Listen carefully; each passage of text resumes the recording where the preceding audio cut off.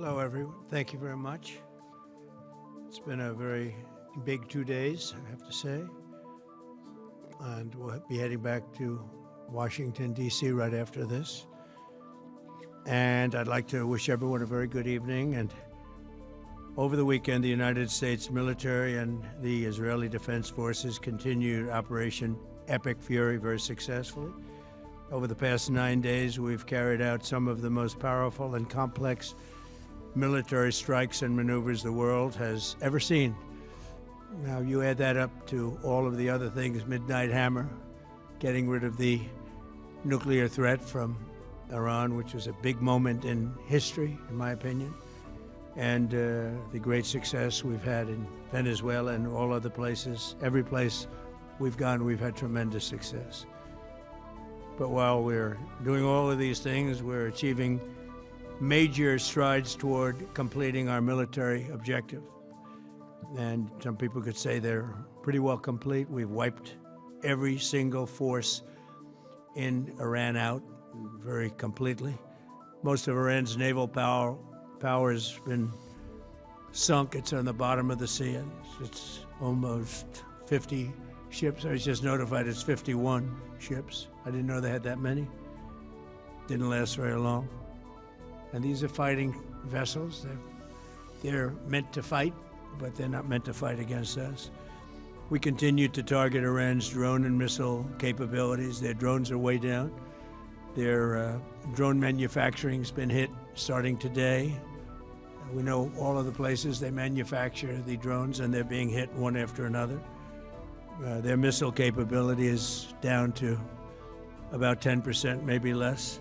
We're also hitting where they make missiles and where they deliver missiles.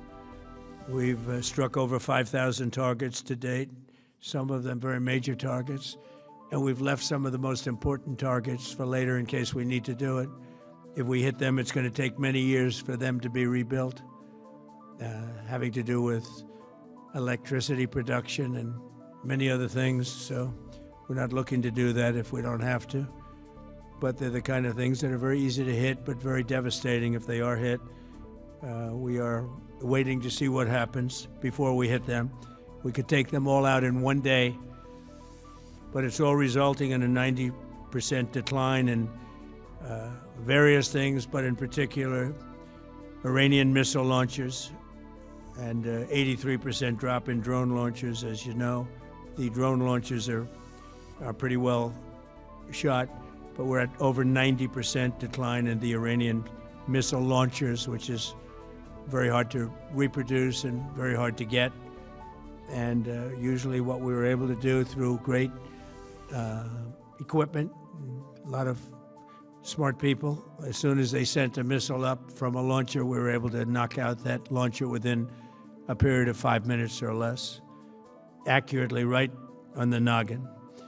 So now we have low-cost interceptors effectively combating Iranian drones, and our B-2 bombers recently dropped dozens of 2,000-pound bombs to destroy missile launchers all over Iran and very deep under Iranian soil in many cases. The soil was no match.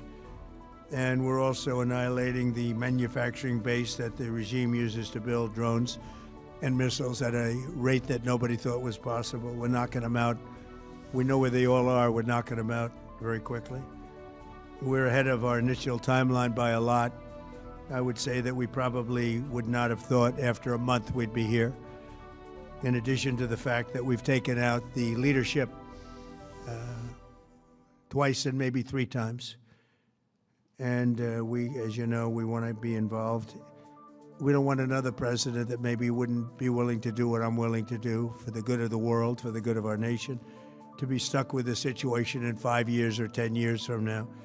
So we think they should put a president in, or the head of the country in, that's going to be able to do something peacefully for a change. They've been doing this for 47 years, killing people for 47 years, whether it's the barracks or even the SS Cole where they were involved. Very strongly, they always denied it.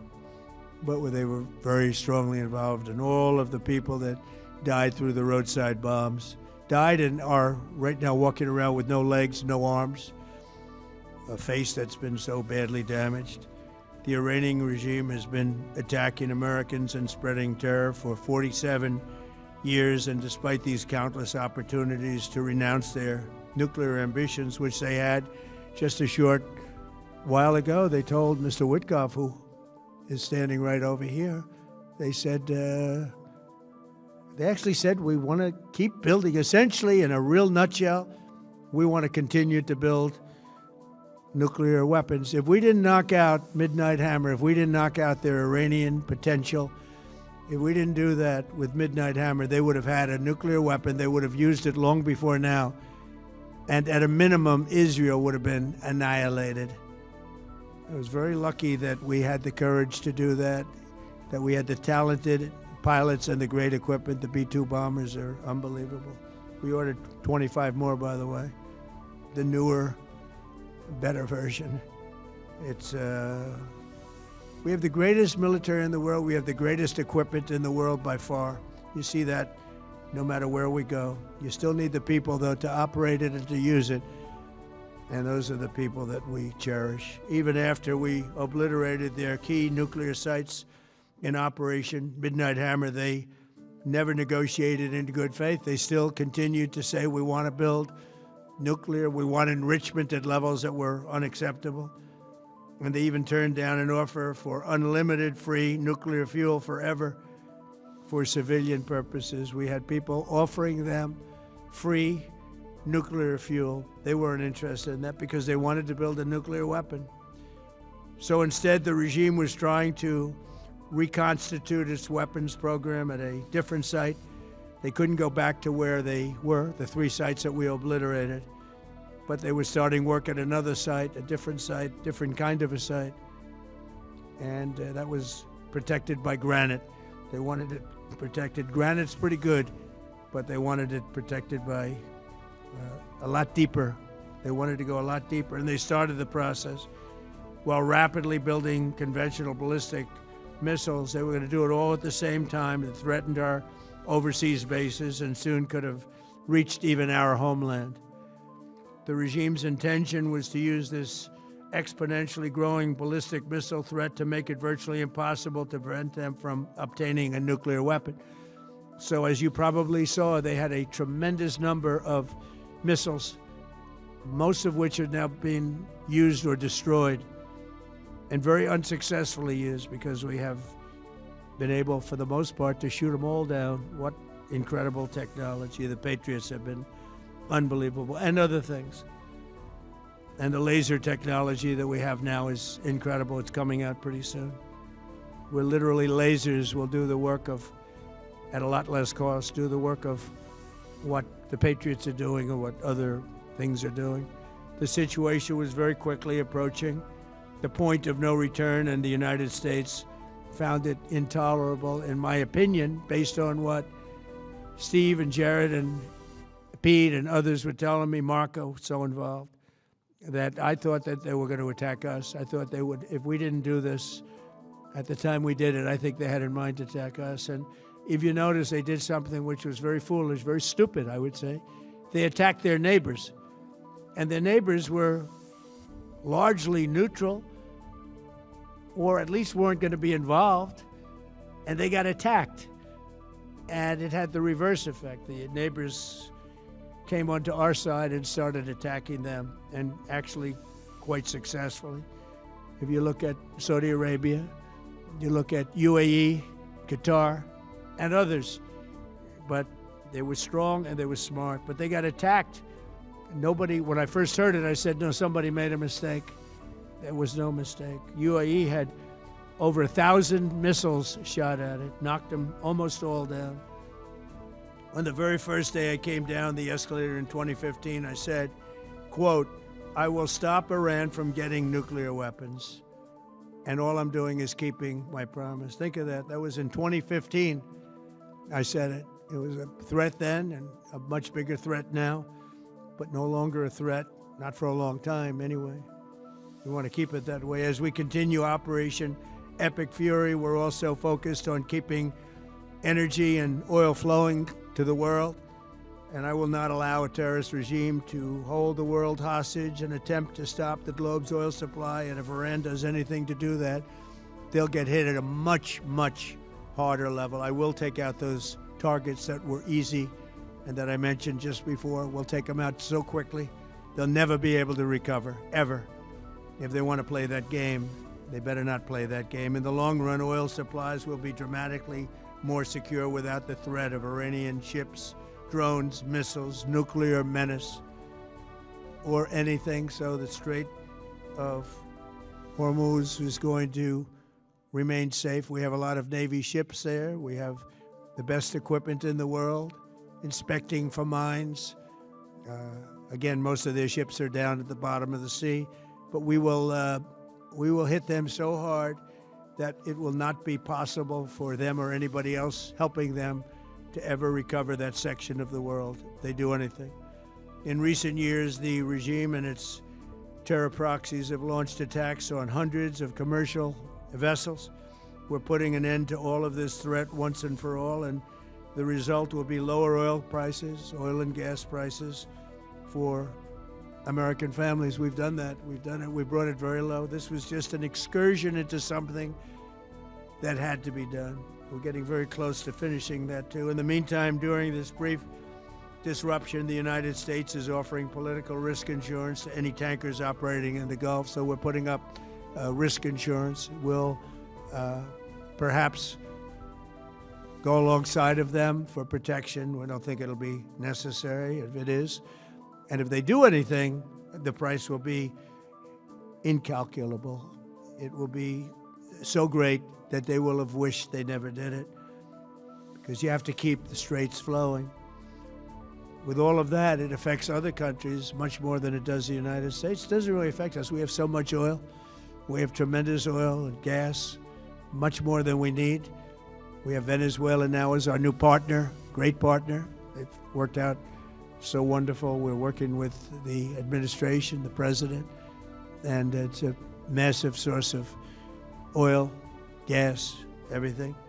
But we're in a very good position, but very unfair to other parts of the world, like China as an example. I mean, we're doing this for the other parts of the world, including countries like China. They get a lot of their oil through the straits. So we're doing this. We have a very good relationship with President Xi in China. I'm going there in a short period of time, and we're protecting the world from what these lunatics are trying to do, and very successfully, I might add. We're also waiving certain oil-related sanctions to reduce prices. So we have sanctions on some countries. We're going to take those sanctions off till this straightens out. Then who knows, maybe we won't have to put them on. There'll be so much peace. But when the time comes, the U.S. Navy and its partners will escort tankers through the strait if needed. I hope it's not going to be needed, but if it's needed, we'll escort them right through. And we have the greatest mine-sweeping ability. We have the greatest ships, and we know exactly where they're placed. We'll get them out of there very fast, but we hope we don't have any of that. And again, if they do that, if they play that game, we're going to hit them at a level that they have not seen before. So we're winning very decisively. We're way ahead of schedule. Our military is the greatest in the world, with the greatest equipment and the greatest people in the world. Nobody's ever seen anything like it. Iran's a very powerful country. They were going to take over the Middle East. If we did not hit them, they were going to take over the Middle East. They had thousands and thousands since their last hit. They had thousands and thousands of missiles and everything else. Most are now destroyed. But they were going to take over the Middle East. Those weapons were aimed at Middle Eastern countries that had nothing to do with this. They were going to take over the Middle East, and they were going to try and destroy Israel. So we stopped it with good timing, and we're very proud to be involved in this, and it's going to be ended soon. And if it starts up again, they'll be hit even harder. Thank you very much for being here. Go ahead, any questions? Thank you so much. Go ahead. Do you approve of Iran's new supreme leader? And secondly, can you tell us more about your call with Russian President Vladimir Putin today? Yes. What did you discuss? Yes, I had a very good call with President Putin. We had a lot of people on the line from our side, from his side. We were talking about Ukraine, which is just a never-ending fight. And look, there's tremendous hatred between President Putin and President Zelensky. They can't seem to get it together. But I think it was a positive call on that subject. And we obviously talked then about the Middle East. And he wants to be helpful.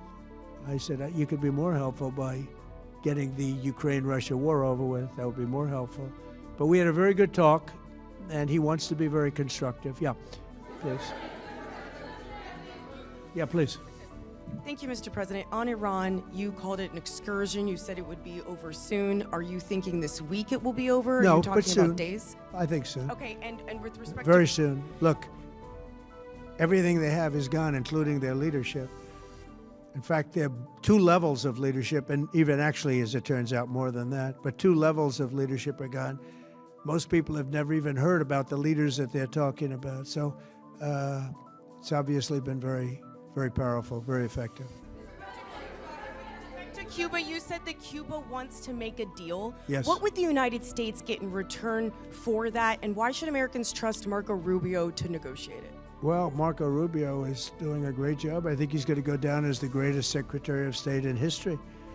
Look at what we've done as a presidency. Look at what we've done as an administration.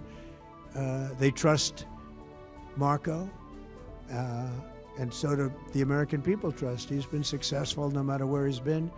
He also speaks the language, which is always nice and always helpful. But he's dealing, and it may be a friendly takeover. It may not be a friendly takeover. It wouldn't matter, because they're down to, as they say, fumes. They have no energy. They have no money. They're in deep trouble on a humanitarian basis. And we don't want to see that, but they were very, very bad to a lot of people, as you know, and a lot of people living on the Cuban-American vote, which I got at record levels. Very important. Those people are very important to me. I know what they went through. They went through hell. Some of them have gone on to be some of the most successful people in the country. Cuban-American business people, some of them are like the most successful in the country. And a lot of them are friends of mine, because I've been fighting this battle with them for a long time. The Castro regime was brutal, but they lived off Venezuela. Now they don't live off Venezuela. Sends them no energy, no fuel, no oil, no money, no nothing. They lived without Venezuela. They couldn't have made it, and we cut them off from everything else. So, yeah, they're going to make either a deal, or we'll do it just as easy anyway. Yeah. Please, go ahead. Tomahawk missile likely destroyed that Iranian girls' school. So will the U.S. accept any responsibility? Well, I for haven't that strike? seen it, and I will say that the Tomahawk, which is one of the most powerful weapons around, is used by, is sold and used by other countries, you know that. And whether it's Iran, who also has some Tomahawks, I wish they had more, but whether it's Iran or somebody else, the fact that a Tomahawk is very generic. It's sold to other countries, but that's being investigated right now. Yeah, please. Thank you. Mr. President, you've said the war is, quote, very complete, but your defense secretary says this is just the beginning. So which is it, and how long should Americans be prepared Well, I think for you could this war say to it last both. for? It's the beginning of building a new country, but they have no Navy, they have no Air Force, they have no anti-aircraft equipment. It's all been blown up. They have no radar, they have no telecommunications, and they have no leadership. It's all gone. So, you could look at that statement. We could call it a tremendous success right now as we leave here. I could call it, or we could go further, and we're going to go further. But the big risk on that war has been over for 3 days. We wiped them out in the first 2 days. When you think about it, it's incredible. We wiped out a big Navy, very powerful Navy. These were ships, these were serious ships. These were ships that you buy when you want to win battles. They're all They're all on the bottom floor. The sailors are all running off their ships. They refuse to get on the ships. The Air Force is gone. Everything's gone. The missiles are down to a trickle. The drones are down to probably 25%, and they'll soon be down to nothing. We'll have where they manufactured the drones are under fire as we speak. They're being hit. So the rest is going to be determination as to my attitude, along with the people in the Trump administration, what we want to do. Thank you. Yeah, please. Can I ask you, you mentioned you were going to waive certain additional oil waivers or sanctions. Can you talk a little bit more about that and address in particular? Well, we're you looking to considering keep the measures oil prices down. We went artificially up because of this excursion into a very positive thing. I mean, this was an excursion that a lot of people wouldn't have done. I knew oil prices would go up if I did this, and they've gone up probably less than I thought they'd go up. But I don't think anybody thought we were going to be this quickly successful. This was a military success, the likes of which people haven't seen. We have the best military. We have the best equipment. We have, I believe, the best generals. We have the best. And this went very quickly. We talked about that with President Putin. He was very impressed with what he saw because nobody's ever seen anything quite like it. You know, Iran was a very powerful military country with all of the missiles. Now, you had the double attack. You had the original attack with us and Israel, and that knocked them for a loop. Then you had the B-2 bombers, which took out their nuclear capability, and they would have had a nuclear weapon within 2 weeks to 4 weeks.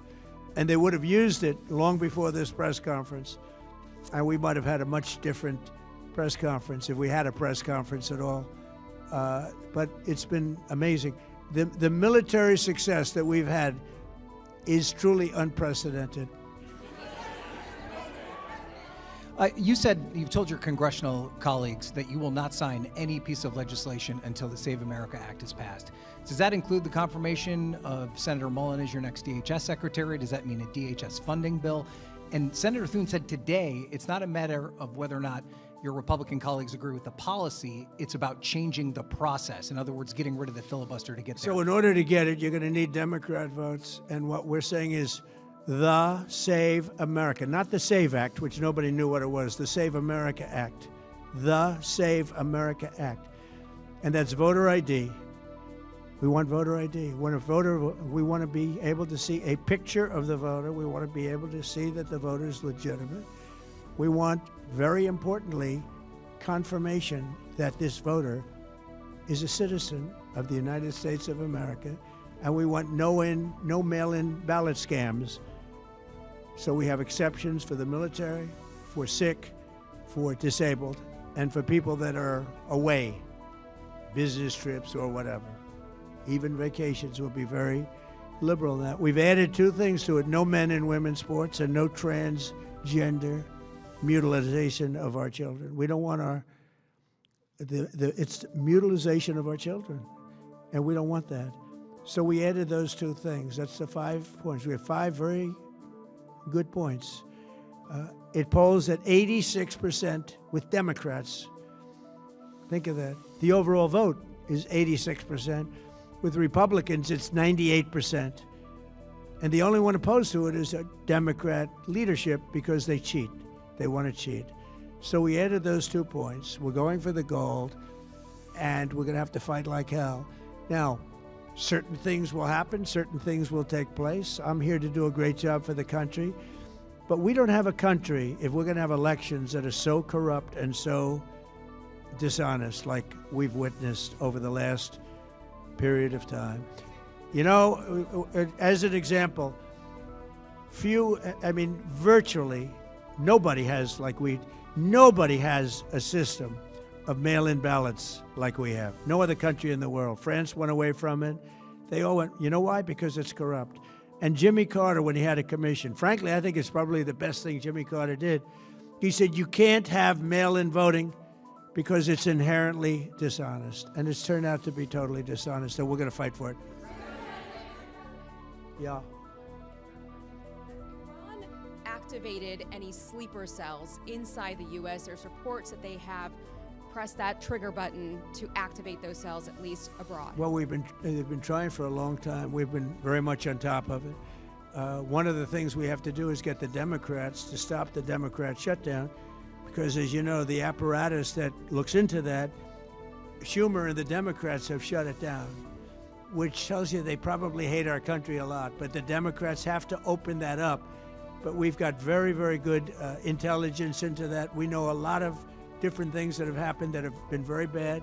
A lot of them came in during the Biden open border period, but we have them under, we've got them, we're watching every single one of them. Yeah, we know a lot about them. The biggest problem we have is the Democrat shutdown. We know a lot about them, but the shutdown doesn't allow us to do what we have to do. Do you have to take him out? Does he have a target on his back? You mean the new supreme leader? You mean the son? How can there be an Iran with Well, another I don't Ayatollah? want to say that, but you know, I was disappointed because we think it's going to lead to just more of the same problem for the country. So I was disappointed to see their choice. Thank you, sir. You've said you have someone in mind to be the new Iranian leadership, if not the Ayatollah's son. What are you looking for in that person? Are you looking at someone internal, given that you just said that their leadership has been I like the decimated idea and of, internal and eternal, come to think of it. But I like the idea of internal because it works well. I mean, I think we've proven that so far in Venezuela. We have a woman, Delcy, who has been, president of the country, very respected, she's doing a great job. And it's, no disruption. We had, as you remember, Iraq, where everybody got fired. The military got fired, the police got fired, the politicians got fired. There was nobody. And you know what they turned into? ISIS. And we don't want that. We don't want that. So I would like to see people that are inside go. Now, they talk about the son of the Shah. They talk about other people. But, hasn't been there in many, many years. We have a formula that's been very good so far, and I think it'll continue to be good. The relationship is extraordinary with Venezuela, smart country. We've taken out 100 million barrels of oil. It's right now in Houston being taken care of and made so beautiful. And you have to see this at work. They have, it's brought to the refineries. It's being refined in Houston, which is made exactly for that product. And so far, but it's 100 million barrels of oil, and now they have another 100 million barrels coming. And it's like a partnership. We're getting along so well with them. It's great for Venezuela, and it's great for the United States. Yeah, please go ahead.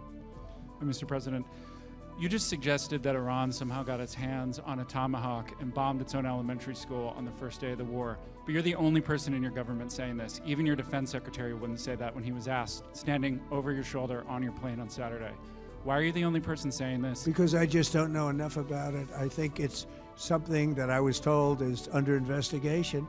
But tomahawks are used by others, as you know. Numerous other nations have tomahawks. They buy them from us. But I will certainly, whatever the report shows, I'm willing to live with that report. Yeah, please. You said earlier that we've already won in many ways, but we haven't won enough. What do you consider enough? What's your baseline? Where they're not going to be starting the following day to develop a nuclear weapon. Where they'll look at that man and some other people from the administration and say, all right, we're not going to do it. They were not willing to say that. And when Steve called up and he said that to me, I said, well, here we go. Let's do it the hard way. But the hard way, I think, is probably the easy way.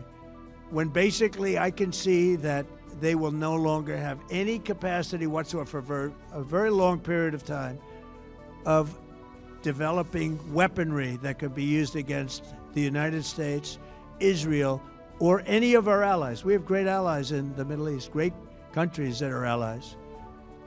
And they were staying out of it until they got hit. Someday they'll have to do a story. Why did he do that? Why did they do that? But they were going to hit them. If I didn't hit them first, they were going to hit our allies first. I believe, upon information and belief, But I believe that he was going to, they were going to take over the Middle East. They were looking to take over the Middle East. Now, had Operation Midnight Hammer not taken place, that was definite, because they would have had a nuclear weapon within a matter of weeks. But that took place. That was a setback. But look at the number of missiles they were able to buy and make over the last 6 months. And those missiles were aimed at various countries.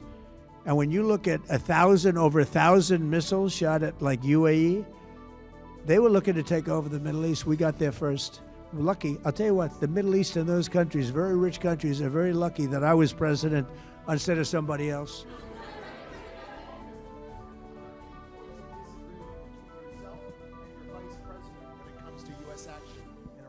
I don't think so, no. No, we get along very well on this. He was, I would say, philosophically a little bit different than me. I think he was maybe less enthusiastic about going, but he was quite enthusiastic. But I felt it was something we had to do. I didn't feel we had a choice. If we didn't do it, they would have done it to us.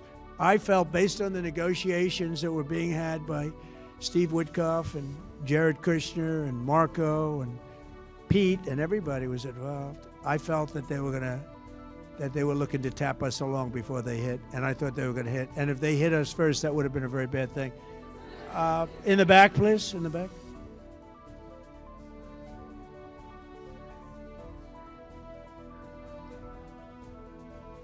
About the Strait, you mean? Yeah, well, I want to keep it open. I want to keep it good. You know, it doesn't pertain to us so much as it does to China. We're really helping China here and other countries because they get a lot of their energy from the Straits. But, hey, look, we have a good relationship with China. It's my honor to do it. Yeah. Leader, you have called him an unacceptable choice. So does he have a target on his back? And how can you say I don't want to say whether or not he does, because that would be inappropriate. But, hey, look, I had a target on my back because, as you people wrote pretty well, they caught the assassin that was after me. So we just got them first, but they caught the assassin. They have him now in custody that was after me. So, you know, but people don't like to mention that, but they did catch him. And I'd like to congratulate our military, Secret Service, FBI, all of the people that worked on that, but they did. Yeah, please. No, go ahead, please. Thank you, Mr. President. You promised the Iranian people you would help them, but it sounds like you're willing to end this fight after your military objectives have wrapped up. Isn't that a betrayal of the people? Will I help them?